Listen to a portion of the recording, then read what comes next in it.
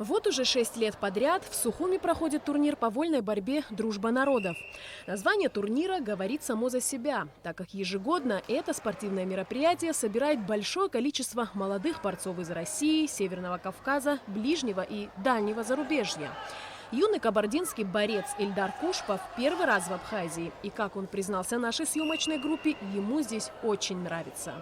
Я приехал из Кабардино-Балкарской республики. Мне 10 лет, я 3 года занимаюсь вольной борьбой. Я очень люблю вольную борьбу. В нашей братской Абхазии появилось много друзей. Мне здесь очень нравится. В этом году зал Республиканской детско-юношеской спортивной школы собрал более 200 спортсменов. В течение 3 дней на ковер выйдут юные борцы в возрасте от 6 до 15 лет. Турнир по вольной борьбе среди юношей проводит Государственный комитет по делам молодежи и спорту. Абхазия имеет большое спортивное наследие в лице своих знаменитых чемпионов. На их примере должны расти и развиваться новые таланты, а такие турниры – лучший способ их выявить. Кроме того, соревнования дают возможность юным спортсменам повысить свой профессиональный уровень. И этот турнир для нас значимый, потому что название «Дружба народа» уже характеризует, что все нации здесь присутствуют и борются.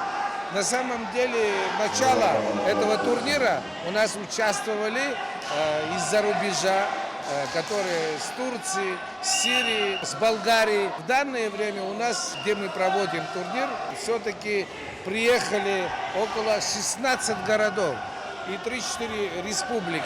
Эти все дети, которые выигрывают международные турниры по юношам, они показывали хорошие результаты.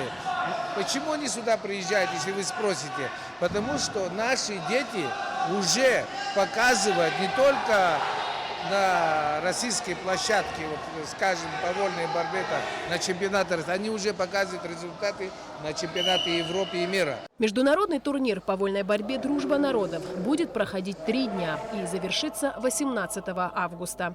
Всем победителям и призерам вручат медали и кубки.